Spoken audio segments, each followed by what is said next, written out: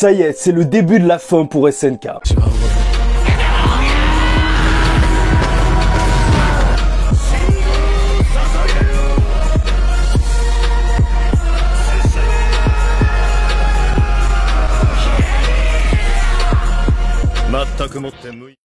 Mesdames et messieurs, ici Chaz et on se retrouve aujourd'hui pour la review de l'épisode 17 de la saison 4, saison finale d'SNK.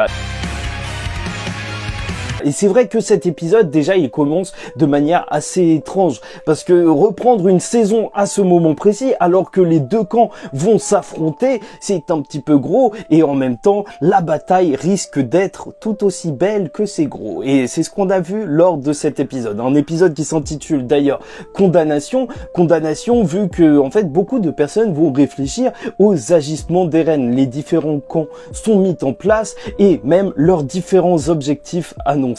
Et quoi de mieux pour introduire l'épisode qu'un truc qui n'a absolument rien à voir, enfin rien à voir entre guillemets, puisqu'on se retrouve du côté de Rivai, où Hansi voit les dégâts, il a littéralement explosé, il est mort pour elle, on sait pas vraiment si c'est la vérité, on a quand même une parole qui laisse un petit peu le doute, mais dans tous les cas, je pense qu'il va pas bien du tout, vu que sa tête a l'air d'avoir explosé et qu'il a même des doigts, ce sera bizarre, même s'il survit, de retrouver un Rivai handicapé. Donc voilà, parce que son délire, c'est quand même la toupie Beyblade. Mais bon, il est peut-être vivant parce que les autres soldats voulaient le tuer et Frock voulait vérifier. Sauf qu'il a été déconcentré par quelqu'un qui, justement, lui, n'avait pas de froc. Je parle bien du nudiste Sig juste derrière. Alors là, franchement, déjà, on comprend absolument rien à ce qui s'est passé. En fait, depuis quand un titan, il se ramène, il te met dans son bide et l'a soigné. Est-ce que c'est Sig qui l'avait appelé? On dirait pas, vu qu'il ne pouvait pas parler. Mais en plus, là, quand il ressort, il a l'air d'un véritable illuminé. Il dit qu'il a vu des choses, ses yeux ils sont super bizarres, qui rappellent un petit peu aussi les yeux d'Eren au début de la saison. En plus, il va parler de la même manière que lui, en disant que maintenant il faut avancer, et il dit qu'il était peut-être dans les chemins, et il a été soigné par une petite fille durant très longtemps. Franchement, il a l'air complètement zinzin, surtout qu'il se balade à poil comme ça, il demande même pas de vêtements. Et c'est vrai qu'il y a tout un jeu de mise en scène avec la lumière qui fait un petit peu comme si, Sig, c'était le héros, le sauveur, ou plutôt juste qui dirigeait une secte, vu que quand même il allait un petit peu cinglé. Et il n'a pas de temps à perdre et va se diriger vers Eren. Et c'est là qu'on aura l'opening. Je vous avoue que je l'avais déjà écouté 2 ou 3 fois dans la journée avant de regarder cet épisode. Et ici, la première fois, je me suis dit, waouh, ils sont partis dans un délire sataniste qui colle bien au petit côté secte qu'a Sig juste après ce début d'épisode. Donc ça passait en réalité plutôt bien à l'intérieur de l'épisode. Bon, en fait, je me suis un petit peu habitué. Et c'est vrai que c'est un opening qui est vraiment dichotomique dans le sens où, en fait, t'as vraiment une première partie où c'est du hard rock et tout, où tu sens que il va y avoir du sang, il va y avoir du combat. Et après, ça devient un petit peu plus calme, ça laisse un petit peu plus songeur et ça fait penser à toute la mélancolie que peut apporter SNK. Et c'est pour ça qu'au final, en fait, vu qu'il y a ces deux côtés, au début, j'aimais juste la fin de l'opening, je me rends compte que ça colle plutôt bien à ce qui est en train d'arriver. Parce que certes, il va y avoir de la grosse baston, de la baston colossale, mais aussi, ça va être la fin d'une grande aventure, là, qu'on va suivre. Enfin, belle aventure, je ne dis pas, mais grande, oui. Après, en termes d'animation, je la trouve très très propre pour cette opening, mais l'ending, c'est encore pire. C'est juste n'importe quoi. Du côté d'Eren, on revoit sa transformation, mais surtout, ce qui est flagrant, c'est de voir les mares qui vont tomber de leur dirigeable, et tu te rends compte qu'il y a vraiment un fossé technologique entre les deux armées, même qu'on va voir par la suite quand tu les vois utiliser des mitrailleuses.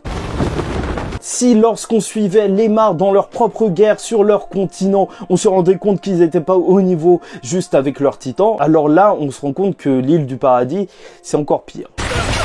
D'ailleurs, Eren va s'étonner et va comprendre que si les mares ont attaqué aussi vite, c'est surtout sous l'impulsion de Reiner, parce que je vous rappelle que Reiner avait compris comment Eren et les autres pensaient, qu'ils voulaient gagner du temps et qu'ils ne voulaient pas leur laisser cette chance. Et là, on va voir peut-être la scène la plus longue de l'épisode, ou la plus gênante, où il va y avoir Yelena qui va voir Eren et qui va lui dire « Vite, rentre, va te cacher !» Et lui, il va juste la regarder et ça va être très long, un moment très long, et il ne va pas écouter. Et bon, c'est dans la continuité du personnage d'Eren actuellement, qui ne veut se soumettre absolument à rien, qui méprise ceux qui se soumettent volontairement ou non, comme Armin et Mikasa. Par rapport aux souvenirs de Bertolt et au son d'Ackerman, là, on lui donne un ordre, il écoute pas du tout. Ou peut-être que ça nous montre qu'il ne suivrait pas en réalité vraiment le plan de Sig, parce qu'on va en reparler. Et bon, la bataille va commencer et Gabi, de son côté, va retrouver le commandant Magath. Et là, on va avoir quand même une preuve de la part d'un Eldien, un haut gradé. Et là, quand même, on va avoir une mini-scène qui semble anodine, mais qui est en réalité importante, de voir que le commandant Magath, bah, il tient à Gabi. C'est pas juste un Eldien de la chair à canon qui est face à lui, mais il la considère vraiment, bah, comme quelqu'un, en tout cas, et pas comme juste des gens qu'on met dans des camps.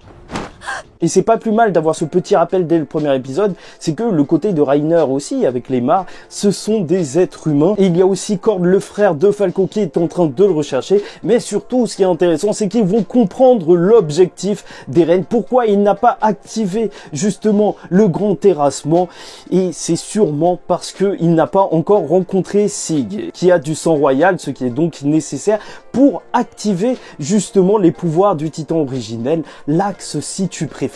Et donc l'objectif est noté dès ce début d'épisode, et justement pour la bataille qui est en train d'avoir lieu, c'est que Eren ne doit absolument pas rentrer en contact avec Sig. Après, le combat entre Reiner et Eren, il est juste magnifique, et c'est vrai que Eren, on voit vraiment qu'il y a une différence de niveau incroyable entre les deux.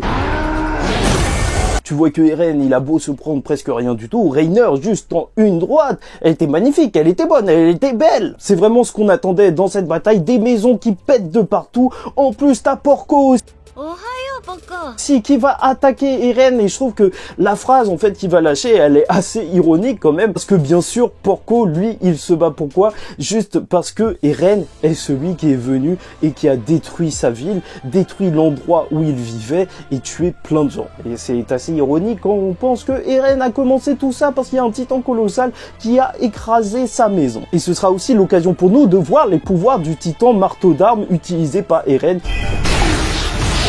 Et c'est vrai qu'en termes défensifs, en tout cas, bah ça fait largement le taf. Entre sortir des pics de son dos ou même empaler les deux autres titans, il est plutôt bien, mais il va se faire tirer dessus par Magath à l'intérieur du titan charrette de pique. Et d'après Magath, le pouvoir du titan Barto, bah en fait, il est très exténuant et donc il ne pourra pas tenir très longtemps. C'est vrai que pour l'instant, c'est Eren contre 3 titans, une armée entière, et les gens de l'île du paradis, ils arrivent pas forcément à gérer. Et même Reiner va attraper Eren et lui dire: arrête-toi, tu vas arrêter de souffrir et tu vas arrêter même les souffrances autour de toi. Ce qui est assez drôle parce que je vois mal Eren penser que les horreurs, elles peuvent s'arrêter là s'il se rend, et surtout en fait assez étrange parce que on va avoir aucune réponse de la part d'Eren, même pas des petites pensées dans sa tête. On sait pas à quoi il pense qu'on lui dit oui viens on arrête toute cette souffrance. Mais bon, vu que le côté de l'île du paradis faiblit énormément, t'as Okoniapon qui va libérer le bataillon d'exploration dans le but de ne pas perdre le titan originel, parce que par contre, s'ils le perdent, ils ont absolument tout perdu. Et c'est là aussi qu'on va avoir une confrontation entre Connie et lui, une confrontation assez forte, parce qu'on tient au personnage de Connie, et donc quand il dit qu'il en a marre d'être trahi par tout le monde, alors franchement, ça nous fait un petit peu mal. Mais Okoniapon, il le dit, lui, il a jamais été forcément pour ce plan. En fait, il était même pas complètement au courant, ce qui est confirmé par Niccolo. Et comme quoi, même au sein des Jägeristes, tout n'est pas noir ou blanc. Il n'y a pas juste des gentils et des méchants. Il y a des gens qui savaient absolument rien. Donc dans tous les camps, t'as l'impression qu'il y a des mecs qui sont totalement innocents. Son but pour lui, c'était vraiment de pouvoir développer l'île et de pouvoir y vivre.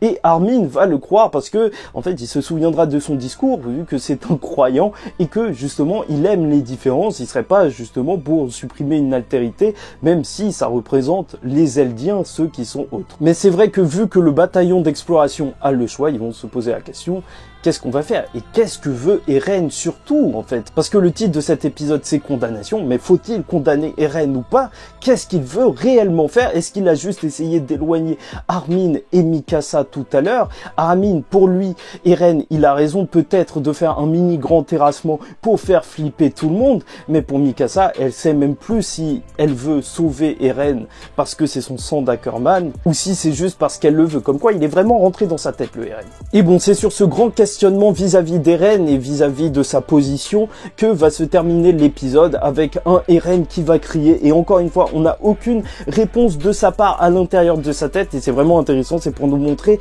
vraiment, je trouve qu'il y a un gros doute sur ses réelles intentions. Voilà tout pour moi, j'espère que vous avez apprécié cette vidéo, en tout cas c'était un plaisir pour moi de vous la faire. On se retrouve la semaine prochaine, normalement le lundi pour les reviews SNK. N'hésitez pas à liker ou disliker la vidéo si ça vous a pas plu, commentez, donnez-moi votre avis en commentaire.